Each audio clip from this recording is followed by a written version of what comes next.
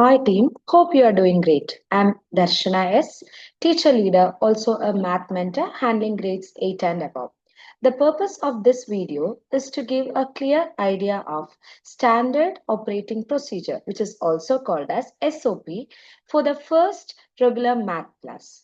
And please make sure that this pattern is followed throughout the 4 sessions or till the first PTM is completed.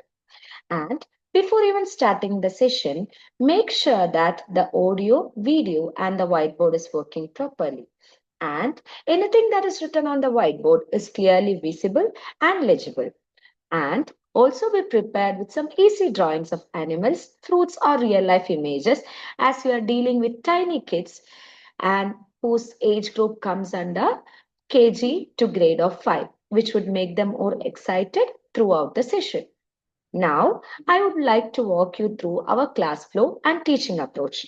That is an approach that is thoughtfully designed to keep students engaged, confident, and continuously learning, while also ensuring parents remain informed and involved.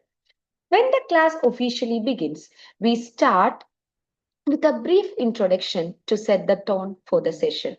This is followed by the onboarding and goal setting, where we align expectation and check requirements. Using the presentation, that is onboarding visual aid, that is onboarding PPT, we also make parents and the students aware of the important tool such as the student portal, its all necessary key features and the sandbox environment.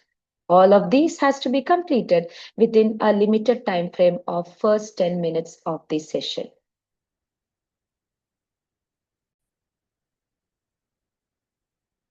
Next, we move into student control, where the learners are guided through the online platform and its key features.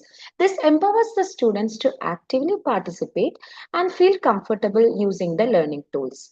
To build the rapport and energy, we then conduct a warm up activity, which acts as the icebreaker between the student and the teacher.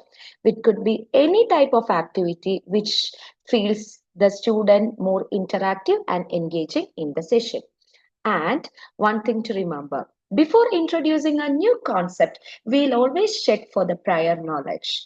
This helps us understand the student's existing concept and allows us to adjust our teaching accordingly. Now comes to the heart of the session, that is the concept of the day. This usually lasts for around 10 minutes as this is the very first day of the fresh batch. New ideas has to be introduced using a whiteboard and then usually supported by any visual aids using a PPT. This lesson should be interactive, engaging, and ensuring students are not just listening but actively thinking and participating. And now, to confirm the understanding, we move into a check for understanding phase. This includes the classroom activities and the homeworks assignments using the tools like sandboxes and the whiteboard exercises. This step reinforces learning and provides immediate feedback. Now, then we energize the entire session with the power up round, which includes quick recap, spot test, or time-based challenges. This helps them to strengthen the memories, improve the speed, build the confidence. Now, the next is the crucial part of the session, that is the project-based activity. These should be fun, challenging, but still understood by the student. And this has to be a meaningful task or a live assessment that helps students connect concept to the real world application and enhances intellectual thinking also. Depending upon the topic, the students progresses through different levels and then deepen their understanding through the hands-on learning. Now, we introduce the student to the next class teaser, that is, an interesting or a challenging question that can only be solved using questions from the upcoming lesson. And this creates a curiosity and encourages critical thinking and prepares students mentally for what they are about to learn in the next class. And before ending up the session, and last but not least, we conduct a parent wrap up.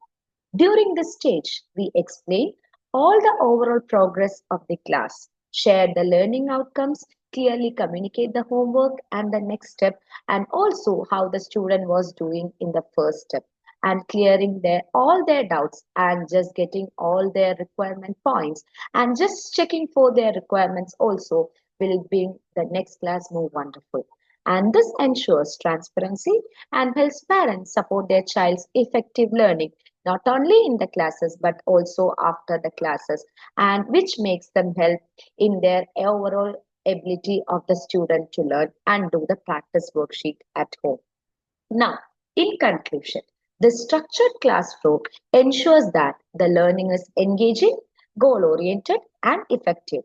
It balances the concept building along with the practices, assessments with creativity, and the student learning with parent involvement.